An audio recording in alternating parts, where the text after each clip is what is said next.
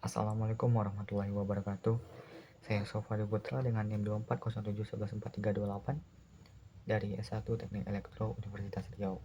Nah, di sini saya akan menjelaskan tentang pengukuran tahanan tanah dengan tupoksi saya sebagai penjelas atau narasumber untuk memenuhi tugas akhir atau tugas UAS dari dosen kami yaitu Ibu Dila Marta Putri STMT. Oke, langsung saja kita sambung ke materi kita. Lanjut ke PPT. Nah, awalnya kita harus tahu nih apa itu pentanahan. Jadi, di sini pentanahan itu adalah membuat sambungan baik disengaja ataupun tidak sengaja antara rangkaian listrik atau peralatan listrik dengan tanah. Jadi, secara nggak langsung kita tuh menyambung aliran listrik yang ada di rumah kita atau di kantor kita atau di gedung-gedung ke dalam tanah.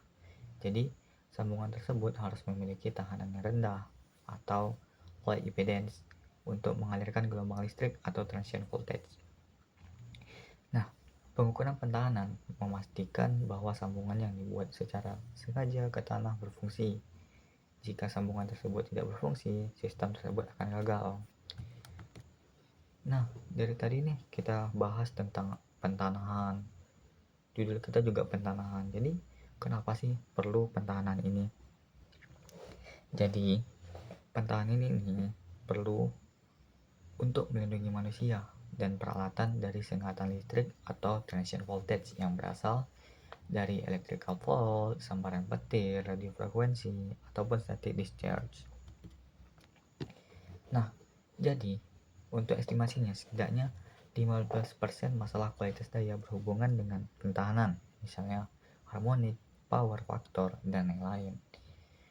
Sambaran petir pada peralatan dengan sistem penanahan pada sistem penanahan yang buruk akan menghancurkan jutaan rupiah peralatan yang akan berimbas pada hasil produksi setiap tahun.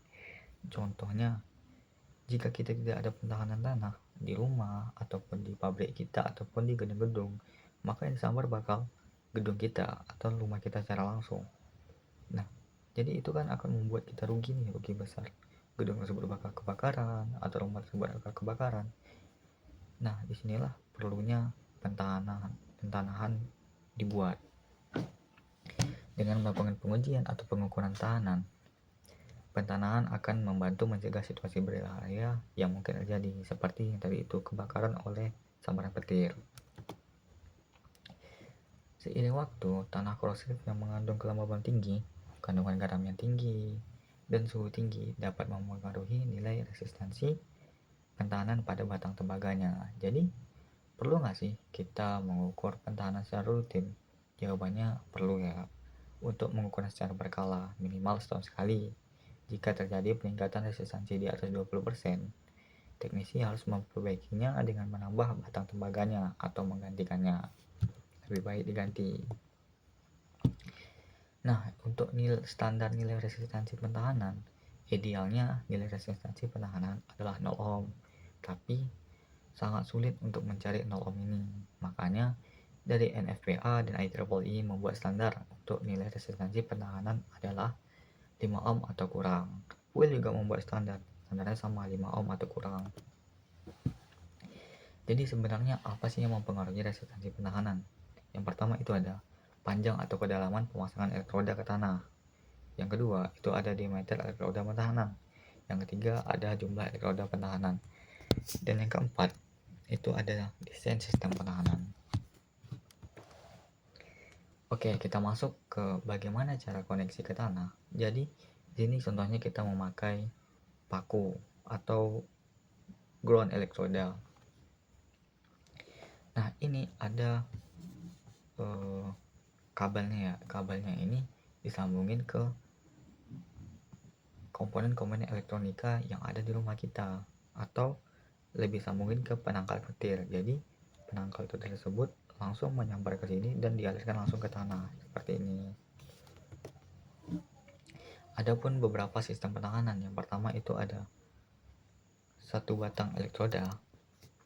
Itu proteksi petir pada bangunan sederhana seperti rumah atau untuk sekolah juga bisa, sekolah-sekolah kecil. backup untuk grounding utilitas. Yang kedua itu ada elektroda pelat. Ini efektif untuk daerah yang berbatu.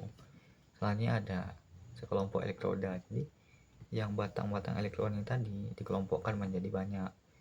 Ini proteksi petir pada bangunan besar seperti mall, gedung-gedung besar, ataupun bangunan-bangunan besar sebagainya. Nah, selanjutnya ada elektroda mesh, digunakan pada bangunan besar seperti gardu induk. Oke. Nah, di sini ada pengukuran pentahanan, metode resistif. Tujuan pengukuran dengan metode resistansi adalah untuk menghitung efektivitas material tanah untuk mengalirkan arus di mana pentahanan akan dipasang. Nilai pengukuran resistansi tanah akan menentukan desain sistem pertahanan. Jadi kita di sini ada rumusnya. Oke, dari hasil pengukuran nilai resistansi RE resistivitas tanah dapat dihitung dengan P sama dengan 2Pi dikali A dikali RE. Nah, kita bakal ada contoh soal di sini. Anda berencana untuk memasang elektroda pertahanan sepanjang 3 meter bagian dari sistem pertahanan.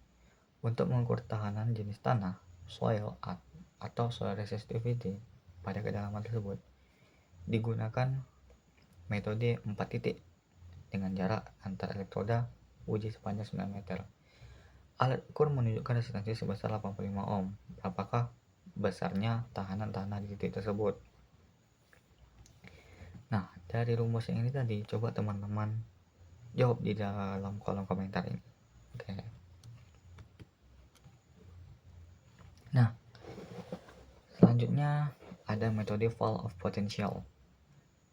Tujuan pengukuran dengan metode resistansi adalah untuk menghitung resistansi sistem pertahanan. Alat ini membandingkan tegangan pada kumparan, tegangan terminal P dan E dengan arus yang mengalir pada kumparan arus terminal C dan E, sehingga diperoleh nilai resistansi sistem pertahanan sebesar R PE sama dengan I per I.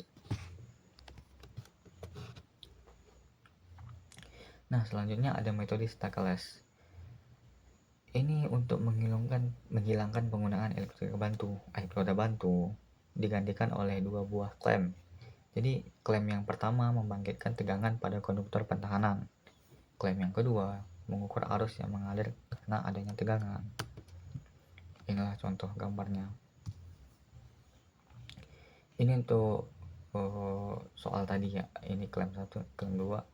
Ini ada tanah 1, 2, 3, dan 4.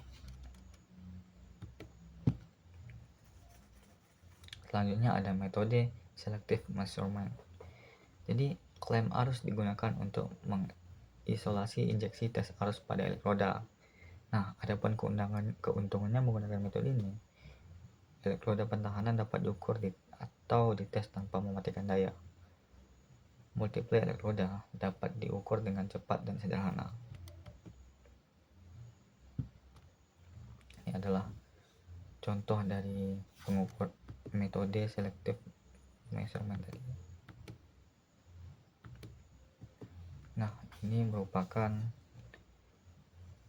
referensi dari PPT tadi, maksudnya sumber yang saya ambil dari PPT tersebut adalah Eric Van Wright, tahanan pertahanan flood.